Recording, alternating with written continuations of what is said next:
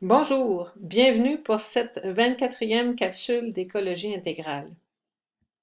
Nous nous retrouvons ici dans la synagogue de Doura Europos en Syrie, une très ancienne synagogue où on a découvert de magnifiques fresques.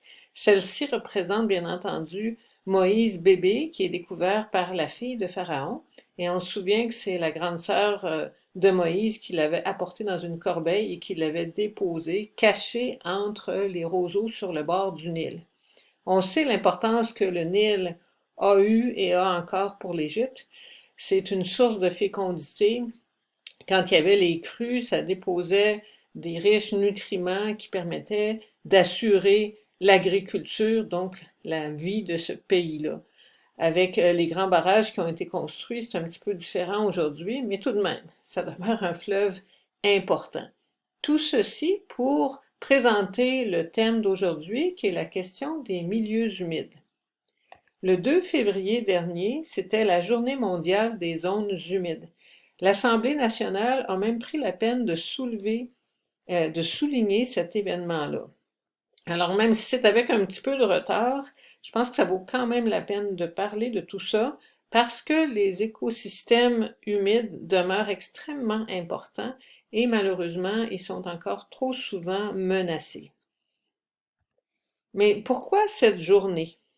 En fait, c'est pour commémorer la signature en 1971 à Ramsar, en Iran, de la Convention sur les zones humides. Les bureaux du secrétariat qui administre cette convention-là se retrouvent à Gland, en Suisse. C'est ce que vous voyez sur la photo ici. Ça veut donc dire que ça fait 51 ans que ça existe, cette convention-là, et pour ma part, je la découvre cette année. Mieux vaut tard que jamais. La raison d'être de cette convention, c'est la conservation et l'utilisation rationnelle des zones humides par des actions locales, régionales, nationales et par la coopération internationale en tant que contribution à la réalisation du développement durable dans le monde entier.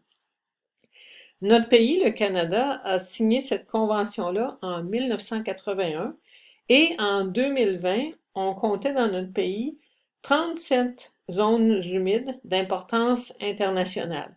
On appelle ces sites qui sont protégés par la Convention de Ramsar des sites Ramsar. Et on a chez nous la deuxième plus grande zone humide protégée au monde, le golfe de la Reine Maude au Nunavut. Le petit rond jaune vous montre où ça se trouve, ce golfe de la Reine Maude. Cet endroit-là est un très important refuge d'oiseaux migrateurs et il y a beaucoup d'espèces d'oies qui se retrouvent là. Il y a aussi des manchots empereurs que vous pouvez voir sur la photo là vers la droite.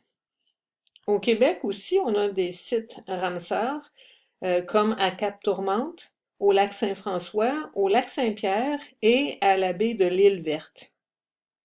Cependant, les zones humides qui sont importantes, c'est pas juste celles qui sont protégées, c'est pas juste ces grands sites-là qui sont plus connus. Quand on dit milieu humide ou zone humide, on parle aussi bien d'étangs, de marais, de marécages que de tourbières. Dans notre région, je pense entre autres, mais c'est pas une liste exhaustive, au petit marais de Saint-Gédéon, aux tourbières du parc de la Pointe-Taillon et aux marais et aux battures de Saint-Fulgence. Chaque milieu humide a des caractéristiques particulières, mais de manière générale, on pourrait les définir comme un espace recouvert d'eau pendant au moins une partie du jour ou une partie de l'année. Et on peut distinguer les zones humides d'eau douce et celles d'eau salée. Comme à Saint-Fulgence, sur le bord de l'eau du Saguenay, on peut trouver des plantes de marais salés. Les milieux humides abritent une étonnante biodiversité. Ce sont vraiment, on pourrait dire, des pouponnières pour toutes sortes d'espèces vivantes, des oiseaux, des mammifères, des poissons, des reptiles, des batraciens. C'est souvent là que tous ces animaux-là se reproduisent. Et il y a de nombreuses espèces qui ne peuvent pas vivre ailleurs que dans ces milieux particuliers. Alors, si on les fait disparaître, on fait disparaître leur maison, leur place pour vivre et se reproduire. On trouve aussi une riche flore très particulière dans les zones humides Et pour ma part, je suis particulièrement fascinée par les plantes qu'on retrouve dans les tourbières. J'ai connu des moments de vrai bonheur, moi qui aime herboriser, à observer des orchidées dans des tourbières, par exemple, celle de Couchibouguac au Nouveau-Brunswick, dans le parc national de Couchibouguac. À gauche, en haut, vous pouvez voir la pogonie langue de serpent. En bas, c'est la fleur rose. L'autre fleur rose, c'est le calopogon. Et à droite, ce sont des sarracénies pourpres, donc des plantes carnivores. Dans l'espèce d'entonnoir, là, il y a de l'eau qui s'accumule et puis il y a des sucs digestifs. Donc, les insectes qui tombent là-dedans se font prendre au piège et se font digérer. Alors, puisque j'ai commencé à parler de tourbières, je profite de l'occasion pour vous en parler un petit peu plus. L'idéal, ce serait qu'on aille tous à Couchibouguac, où il y a vraiment une tourbière absolument fantastique, la grande tourbière du parc national de Couchibouguac, que vous voyez ici sur la photo. Mais qu'est-ce que c'est finalement une tourbière? Eh bien, ça se développe dans des cuvettes mal drainées, et là, la matière organique a tendance à s'accumuler sans se décomposer ou en se décomposant extrêmement lentement parce que les conditions sont pas favorables à la décomposition. C'est des milieux, vu que c'est saturé d'eau, qui manquent d'oxygène et qui sont extrêmement acides. Les espèces dominantes dans ces tourbières-là, ce sont les sphènes. Ça fait un énorme tapis très moelleux qui peut même avoir une profondeur là, au fil de l'accumulation, des fois pendant des millénaires, de 5-6 mètres de profondeur. Et quand on va dans les couches les plus profondes, c'est là qu'on trouve ce qu'on appelle la mousse de tourbe là, qu'on nous vend, le peat moss qu'on nous vend des fois dans les centres jardins. Mais c'est une perte quand même d'aller chercher tout ça et de pas conserver ces tourbières-là. Alors, sachant ça, vous serez peut-être pas surpris d'apprendre que puisqu'il y a de la matière organique qui s'accumule et qui reste là très longtemps, les tourbières, en fait, sont de fantastiques puits de carbone. On sait que c'est important de capter le carbone au lieu de le laisser s'en aller dans l'atmosphère et de devenir un gaz à effet de serre qui va réchauffer notre planète, hein. C'est ça le problème des changements climatiques.